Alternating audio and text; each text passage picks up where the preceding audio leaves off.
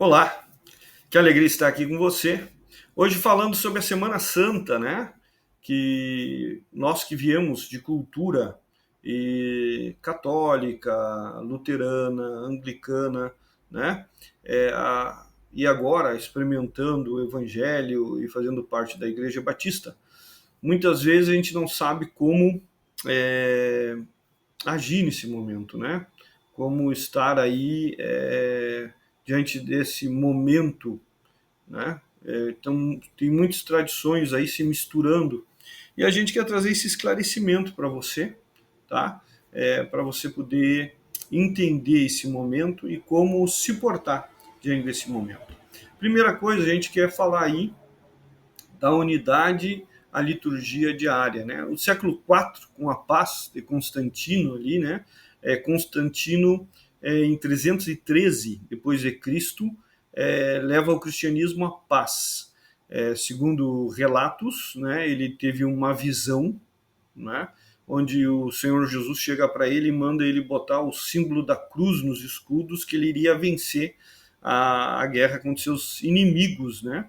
E ele vence, né? Se torna aí o grande imperador romano daquele período e com isso proclama a paz. Não foi Constantino, né? Que trouxe a igreja como oficial, a igreja cristã como oficial e obrigatória.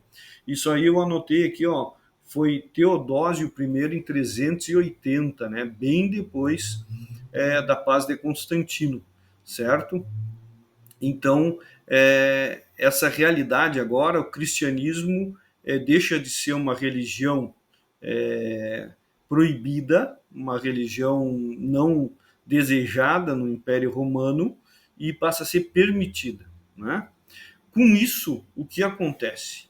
Com o passar e desenrolar dos anos, né, começam a surgir relatos de peregrinações, como a de Etéria.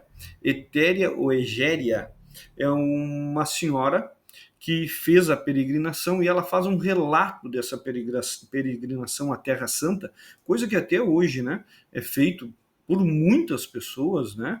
E até nós temos muita vontade de ir conhecer os lugares, né, onde Jesus e seus discípulos passaram, falaram, né? É algo maravilhoso. Só que daí, nesse momento, começam a surgir algumas discrepâncias, algumas coisas que não são bíblicas, né? Surge também nesse momento aí das peregrinações o que? O comércio.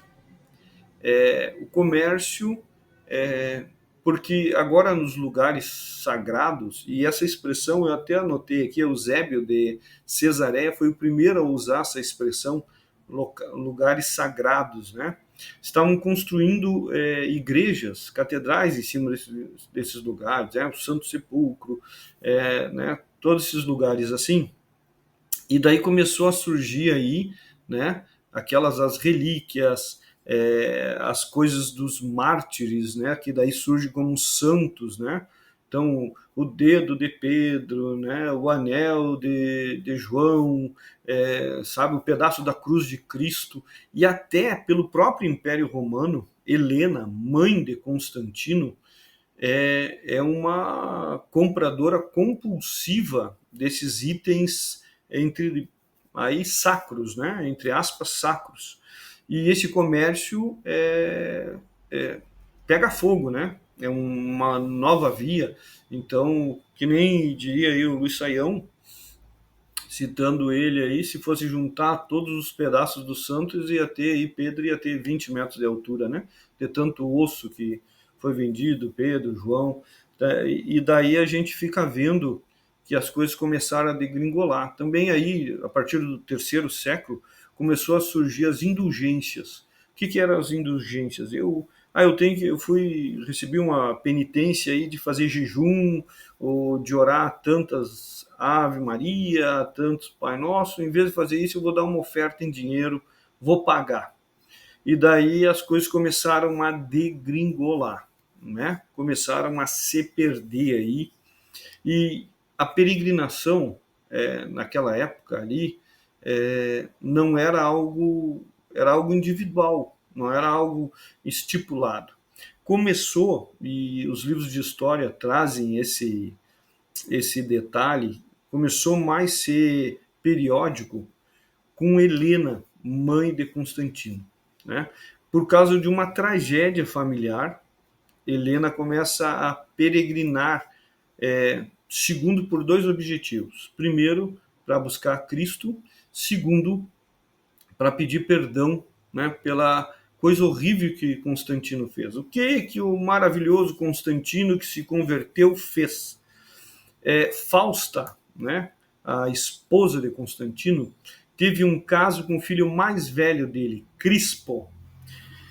Constantino se sentiu extremamente ofendido e matou Fausta e Crispo. Então, Helena começa essa peregrinação para se aproximar de Cristo e pedir perdão, né, pelo filho. Então a gente vê aí que muitas vezes os relatos de conversão são meio perigosos, né? Mas essa é a nossa visão agora da história, né? E a gente tem que ter muito cuidado, porque a gente não pode ser dono da verdade, né? Essa é uma visão agora, e que a gente, daqui a um tempo, entrando outros elementos, a gente pode mudar. Mas a gente tem que sempre buscar o quê? A verdade, né? A verdade, e a gente sabe que a verdade é contida na palavra de Deus e que ninguém tem direito sobre a vida de ninguém a não ser o próprio Deus, né? Vamos à frente. Também aí, nesse período, o Concílio de Nicéia, em 325, fez uma mudança, né, do calendário. O Peshá, né, a Páscoa aí judaica, né, Pessá, agora se mantém na data, né, calendário lunar judeu, mas agora para nós houve essa mudança, né? O que acontece? No início da primavera, no hemisfério norte, né? Então o que eles faziam? Botaram a data, ó, aguardava a primeira lua cheia, e a Páscoa ocorre agora no primeiro domingo seguinte a essa lua cheia, né? Então o calendário fica móvel, né? Por isso que a gente entende desse jeito. Então agora a Páscoa judaica não é mais a mesma data da Páscoa cristã, por causa dessa mudança aí no calendário. Vamos lá. Aqui nós temos, né, uma visão do que é chamado Semana Santa, né? Domingo de Ramos, certo? A entrada lá do Senhor Jesus, né, como Messias e Rei em Jerusalém. A quinta-feira, né, que é a ceia e o lava-pés. A sexta-feira da Paixão, né, a crucificação. O sábado de Aleluia, né, e também o domingo da ressurreição, perdão. Domingo da ressurreição. O que aconteceu?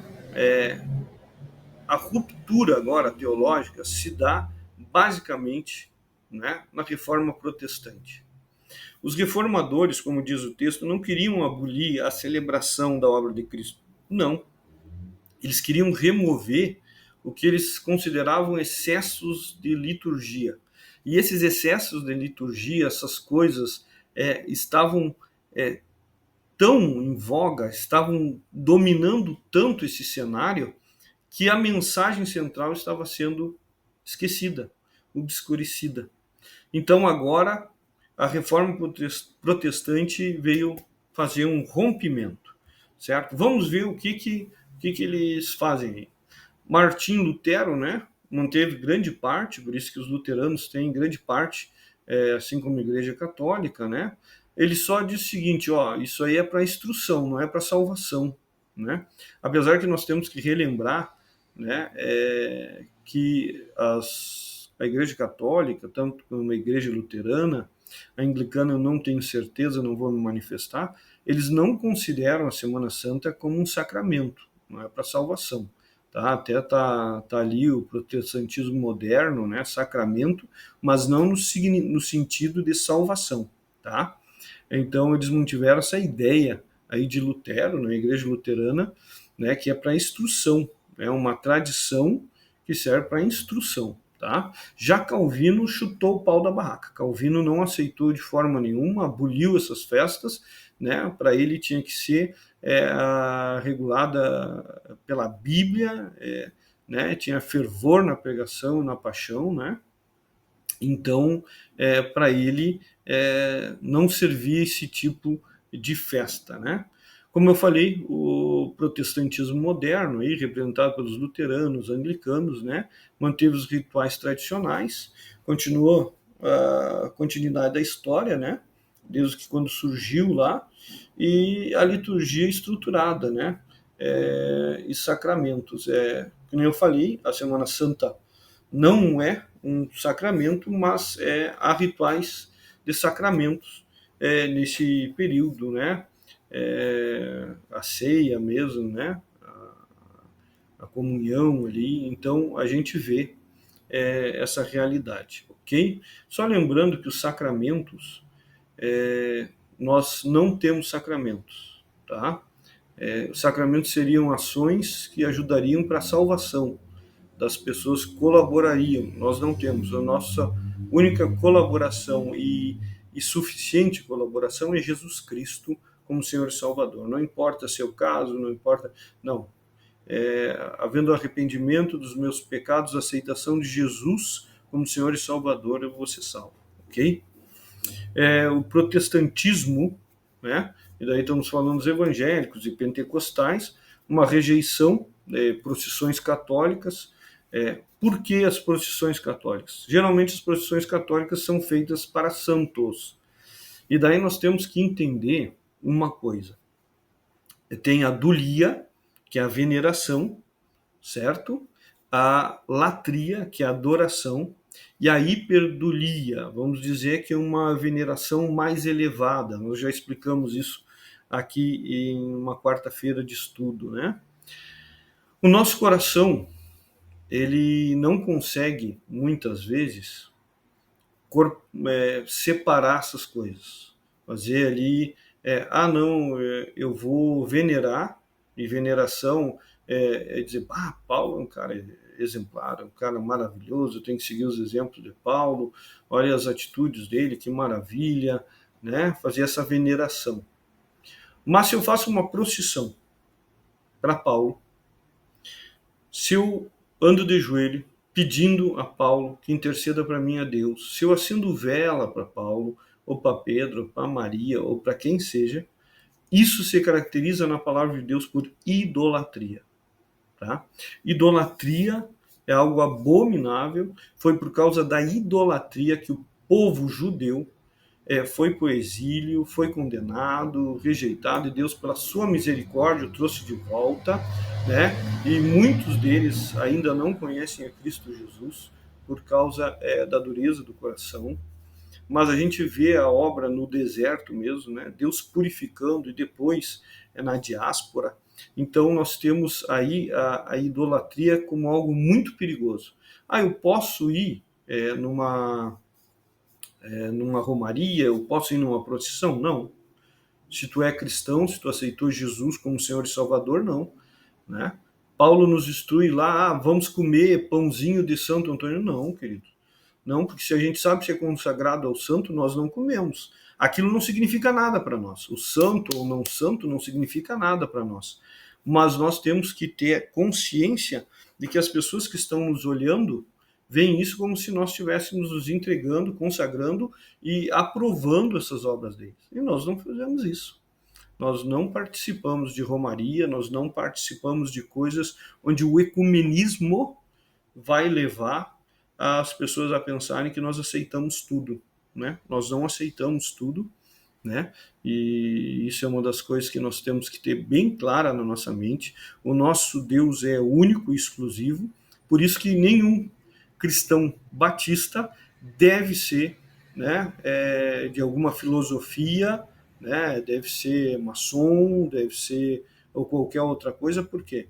Porque o nosso Deus é um Deus ciumento, no bom sentido da palavra, ele é exclusivista, E nós não podemos servir a dois senhores. Eu não posso estar no lado de alguém que diz que serve a Maomé, ou serve Buda, ou serve outro, e nós dizemos, não, Jesus é a mesma coisa que eles. Não, não é. Ele é meu Deus, é meu Senhor, é meu Salvador, e os meus irmãos são aqueles que servem a Jesus, né? Ele faz parte do corpo de Cristo. Perdão, bati no computador, né? E daí o foco ali é bíblico, né? E a concentração é na sexta-feira e no domingo pascal das nossas igrejas, ok? Aí eu já trouxe mais alguns assuntos, mas serve para a gente ver. Abstinência de carne. Muitos vão pensar, pá, mas eu devo comer carne ou não? Primeira coisa que eu quero que tu entenda é a dimensão histórica, social daquela época, tá? Cultural. A carne vermelha era algo de luxo, tá? Então era para festas, banquetes. Por que eles iam se abster de comer a carne vermelha? Cara, é uma semana que é uma semana de contrição, uma semana de penitência, né? E aqui penitência entre aspas, porque nós não precisamos, Deus não pede esse tipo de sacrifício, né? O mortificar a carne não é espancar a carne, né? Não é nesse sentido, e a gente sabe disso. Então, a abstinência de carne vermelha, desde que seja feita para glorificar a Deus, não tem problema nenhum. Não quer comer carne vermelha, quer fazer um dia de jejum, é como um dia de jejum, né? Se os objetivos serem para a honra e glória do Senhor Jesus Cristo, né? Outra coisa que eles diziam, o sangue de Jesus, o cordeiro, foi derramado, não vamos derramar sangue. Tranquilo. Agora, o que não pode acontecer? Eu não como carne porque considero que eu tenho que valorizar esse em Deus. Meu irmão come carne. Glória a Deus, deixa ele comer carne. Não te mete na vida dele, cada um cuide a sua vida. Né? Não diz, não, o certo é não comer. Não, não tem certo. O certo é comer e o certo é não comer. Cada um faça o que a sua consciência lhe diz, o que o Senhor está falando na sua consciência. Você quer se abster de carne para glorificar a Deus? Ok. Mas não peque condenando teu irmão por isso.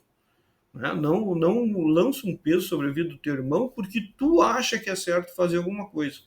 Calma lá, né? Deixa o teu irmão ter liberdade, assim como tu tem liberdade. A gente não precisa de legalistas, não precisa de religiosos. O certo é fazer isso. Não está na Bíblia. Eu faço o que a minha consciência me manda. Se eu quero fazer um churrasco na sexta-feira, eu vou fazer. O que me impede de fazer um churrasco na sexta-feira? Bom, se eu estou cercado de pessoas de cultura e de religião que solicitam a eles, orientam a eles e pedem a eles que se abstenham de carne, para que eu vou pecar contra os meus irmãos? A palavra de Deus diz assim, se o teu comer faz o teu irmão pecar, não come nunca mais. Se o teu beber faz o teu irmão pecar, não bebe nunca mais. Então o amor é o que regula os nossos relacionamentos, é o amor, o amor. Então, se eu estou na casa de uma pessoa, eu convido uma pessoa para minha casa, que eu sei que ela tem essa fé e ela vai se abster de carne, não faz um churrasco, não come carne, né? Honra o teu visitante, honra os teus parentes e diz, olha, assim eu entendo e vou respeitar vocês, ok? Isso que deve acontecer nas nossas vidas para mostrar, né? Mostrar realmente aí o nosso amor, né? E por que do peixe? O peixe era a comida do pobre. Tu ia lá, pescava e comia, né? Tu não precisava criar. Muitas vezes criar tinha custos, né? Outra coisa é a simbologia muito legal. Eu já expliquei esses dias para uma das adoles aí, né? A palavra ali, né? Xistes, né? É muito parecido com o nome de Cristo, né? E daí a gente tem esse momento aí para a gente poder fazer isso. Porque o nome ali, Xistes, é muito parecido com Christus, né? Ou Xistos, né? O nome grego é meio complicado para mim, eu não me lembro bem a pronúncia, peço perdão aos irmãos. E uma das coisas que acontecia é o seguinte, quando dois cristãos se achavam, eles não sabiam, na época da perseguição, se o outro era cristão mesmo ou não. Aí o que ele fazia? Ele pegava, no meio da conversa, assim, sem falar nada, ele fazia um lado do peixe com o pé, assim, riscava com a ponta do pé no chão, assim, e fazia um lado do peixe. Se o outro fosse cristão, ele completava o peixe. Então fazia aquele símbolo do peixe que está ali no meio, para se reconhecerem, né? Então, era bem legal, né? Isso aí. Outra coisa que também tinha essa tradição antiga, cultural, é que a carne aquática não quebrava os votos ou o rigor da abstinência da carne terrestre. Isso aí é cultural, né? Então, por isso que o peixe ficou no lugar dessa carne. Bom, vamos fazer aqui só uma conclusão para a gente ter, tá?